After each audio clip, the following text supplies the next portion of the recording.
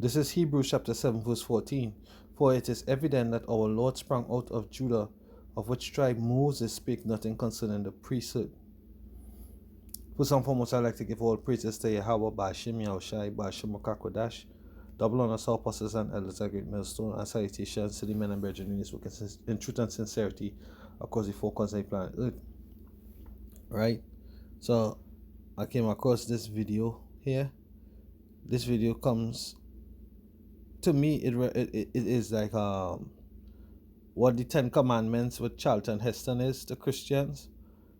This is the message. This is the awakening of Muhammad and the message. But what happened while viewing the video and looking for the spiritual evidence to condemn this false religion, Islam, right? What stood out was evidence of factual basis to concrete the truth in Yahweh Bashim Yahushai. Right, so I'll read it over again, which is Hebrews chapter 7, verse 14.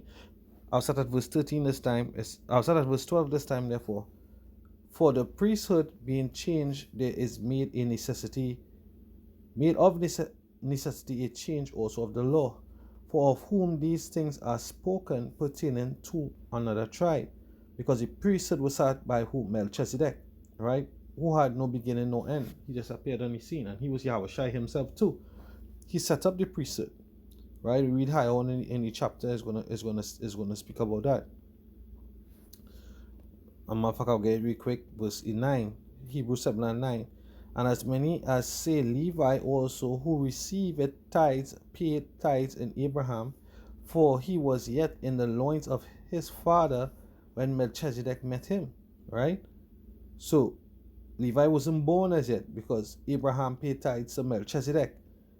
Melchizedek was who? The king of righteousness, right? And he was the high priest of the Most High. He was the king of what? Salem, which goes back to Shalom, right? He was a priest of righteousness unto the Most High, and he set up the priesthood. So he was Levi, right? The tribe of the priests. They were yet in Abraham's loin, because it was Abraham, Isaac, and Jacob. Jacob was the father of the 12 tribes, right? If therefore perfection were by the Levitical priesthood, for under it people received the law, right? What further need was there that another priest should arise after the order of Melchizedek, and not to be called after the order of Aaron? For the priesthood being changed, there is made a necessity a change also of the law. For whom these things are spoken pertaining to another tribe, of which no man gave attendance at the altar. So, who was that tribe? Who was that tribe that never gave attendance to the altar? Because Levi was the one ordained, right? And a perfect example of that was the Ark of the Covenant. When the soldier saw the Ark of the Covenant falling off of the cart, and he ran into what to help, from it falling over, and the Most High struck him to death for touching the Ark of the Covenant because he wasn't of the priesthood, right? So who is that other tribe that pertained, which did not give attendance to the altar? That other tribe is Judah, right? Because this is what we reason to say, for it is evident that our Lord, our other one, Yahushai, sprang out of the tribe of Judah, of which tribe Moses spake nothing concerning the priesthood, right? So what did they mention about Judah? I'm going to play the video here now, and you will see the point. This is what I caught.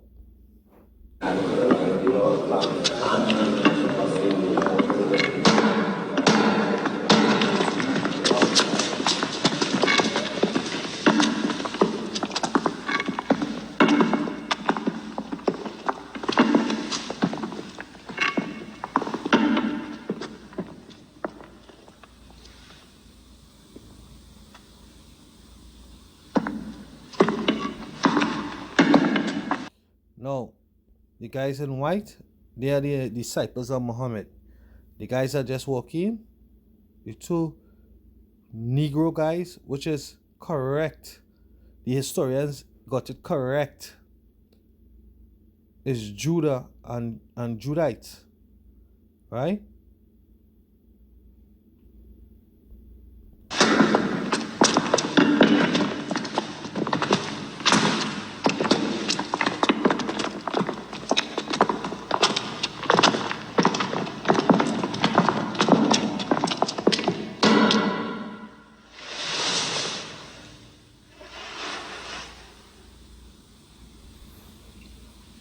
Good.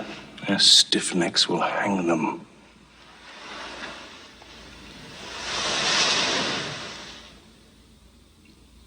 Do you not bow yourselves before your prophet?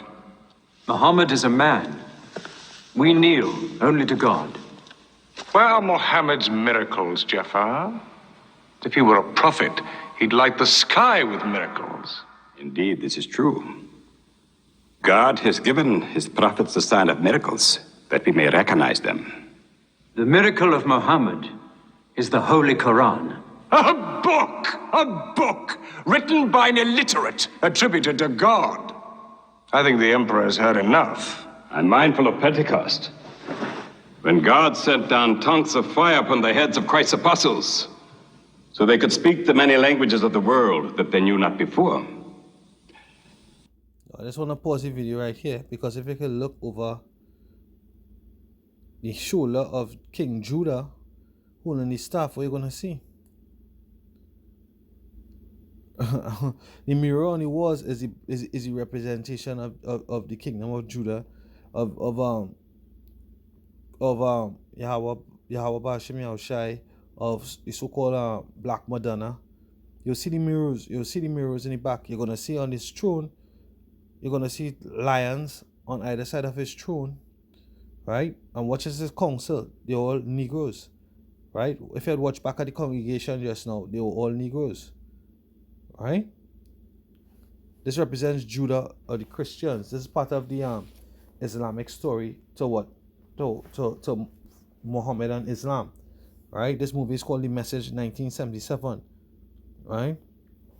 It's Jeremiah 14 verse 2. Judah mourneth, and the gates thereof language, they are black unto the ground, and the cry of Jerusalem is going up. Now, if you go back to the introduction, which I would probably do after I finish the scene, right? I pray that they don't take this down, right? They have their accreditation in the beginning, the rolling credits, and they said that it was passed through the different fraternities and it was given a bill of accuracy. This movie, The Message 1977, right? It was given a bill of accuracy. So if it was given a bill of accuracy and Judah is black, why it is that for Christians, right, everybody is white, so-called white. But do such miracles happen in our times? I've heard enough. You've made a poor case.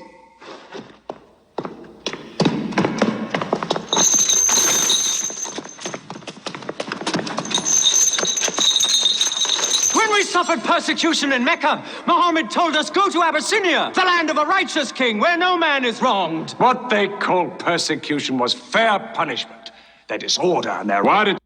Watch it in the back. Watch it mirror in the back.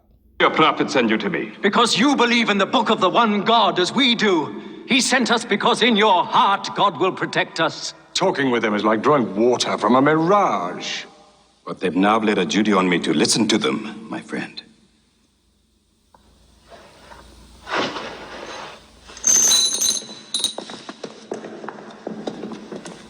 Go on. For years, we worshipped wood and stone, images of our own manufacture. We lived in ignorance of God. We had few earthly laws and no heavenly laws.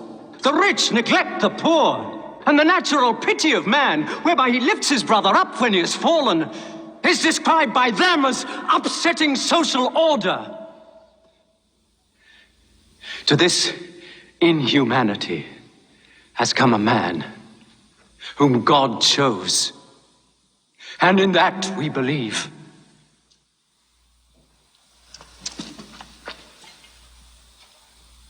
You are overcome. I beg you to collect yourself. I speak of the messenger of God. Muhammad teaches us to worship one God. And that one God is Yahweh Bashim Yahushai.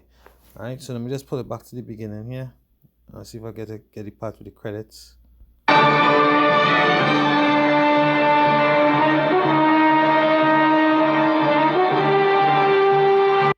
I was then a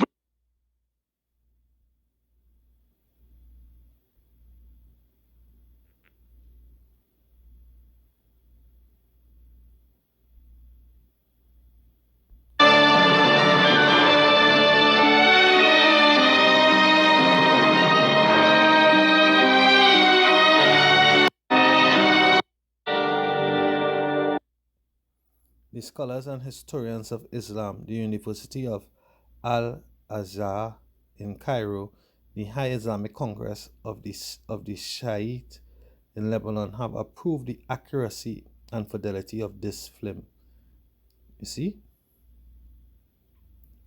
So, why were we given in the Western world a different color for the Savior and a different history? This is Jeremiah 14 verse 20. We acknowledge, O Yahweh, our wickedness and the iniquity of our fathers. We have sinned against thee. Do not abhor us for thy name's sake. Do not disgrace the throne of thy glory. Remember, break not thy covenant with us. Are there any among the vanities of the Gentiles that can cause rain? Speaking about the idols. Or can heavens give showers?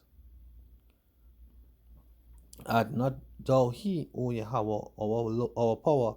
Therefore we will wait upon thee, for thou hast made all these things. Right?